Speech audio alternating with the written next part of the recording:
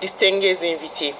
Le Centre de recherche et d'action sur les droits économiques, sociaux et culturels, par ma voix, vous exprime toute sa gratitude pour votre présence à cet atelier portant sur le partage des résultats préliminaires de l'étude nationale sur le Bénin réalisée dans le cadre du projet d'appui stratégique aux travailleuses domestiques qu'on nomme PASTDOM, Afrique de l'Ouest. Cette étude a démarré l'année dernière par un forum qui a vu la participation de la plupart d'entre vous et qui a été précédé par une enquête touchant au moins 492 travailleuses domestiques, suivie d'une trentaine d'entretiens approfondis avec les personnes ressources au sein des différentes institutions et tous les segments du secteur d'activité. Nous revenions déjà lors de ce forum de 2022 sur les enjeux de cette étude dans le contexte de la célébration à travers le monde de la décennie d'existence de la Convention C189 des Nations Unies sur le travail décent pour les travailleuses et travailleuses domestiques de 2011. Un contexte marqué aussi par la pandémie de Covid-19 qui touchait au moins 74% des travailleuses domestiques selon l'OIT. C'est dans ce contexte particulier, attestant de la particularité de cette catégorie, de la précarité de cette catégorie de travailleurs dans le monde en général et dans notre continent en particulier, qui est le troisième où le travail domestique domine le secteur de l'emploi, que nous avions porté notre attention sur le Bénin. La République du Bénin dénombrait, selon l'OIT, au moins 41 332 travailleuses domestiques, dont 34 830 sont, soit 84,27%, sont des femmes. C'est l'occasion pour nous de remercier la Confédération syndicale et l'ensemble des partenaires de la société civile pour leur exemplaire collaboration qui a permis la tenue de cette recherche à cette époque.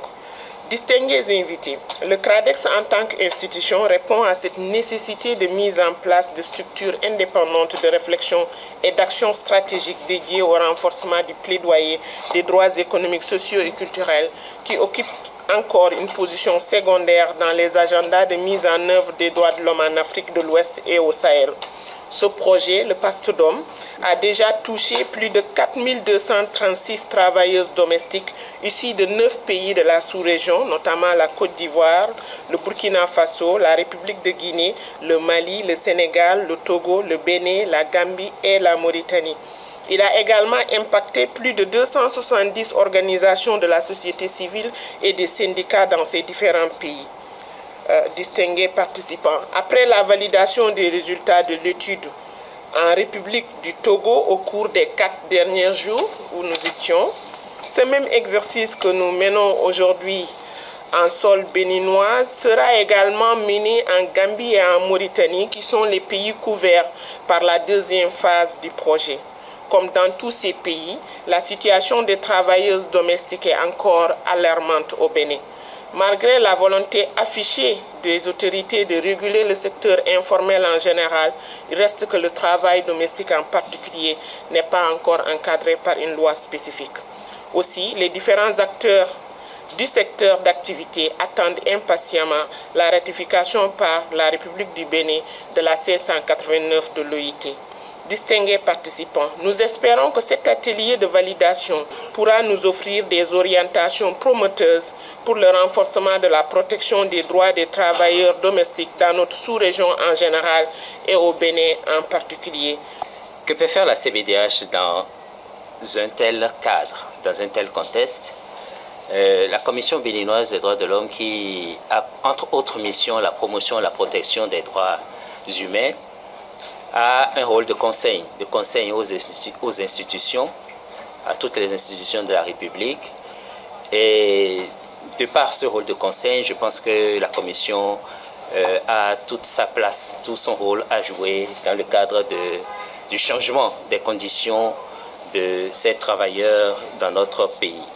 Il incombe à l'État d'agir pour améliorer les conditions des travailleurs, en général d'ailleurs, et particulièrement des travailleurs domestiques.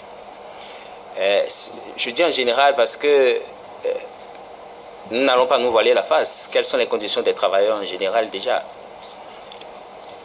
Ensuite, les travailleurs domestiques, c'est encore une autre paire de manches.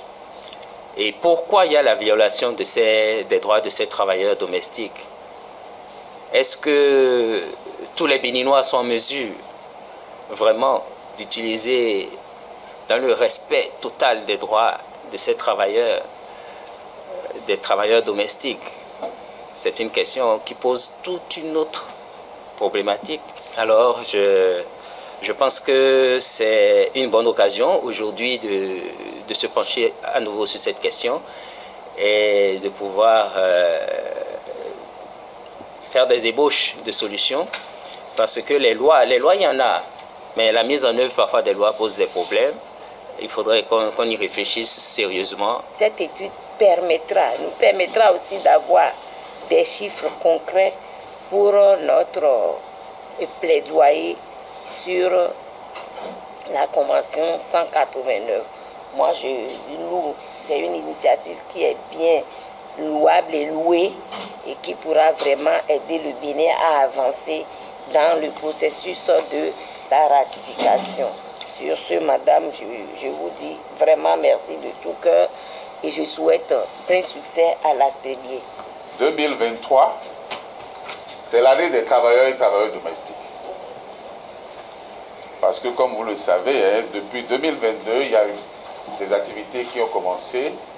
Il y a eu un éveil qui rentre dans le cadre de la maturation de dossier de ratification de la Convention 189 sur les travailleurs et travailleuses domestiques. L'enjeu de tout ceci, c'est la ratification de la Convention, n'est-ce pas? Le ministère du Travail est engagé résolument pour faire aboutir ce dossier de ratification. Et en principe, au plus tard, le premier semestre de l'année prochaine, ce dossier devrait connaître son aboutissement. En cette occasion, je voudrais simplement saluer l'initiative du Centre de recherche et d'action pour les droits économiques, sociaux et culturels, pour ce qui a été fait déjà, puisque s'intéresser à une thématique aussi épineuse que celle qui concerne les travailleuses domestiques, cela mérite quand même qu'on s'y atteigne.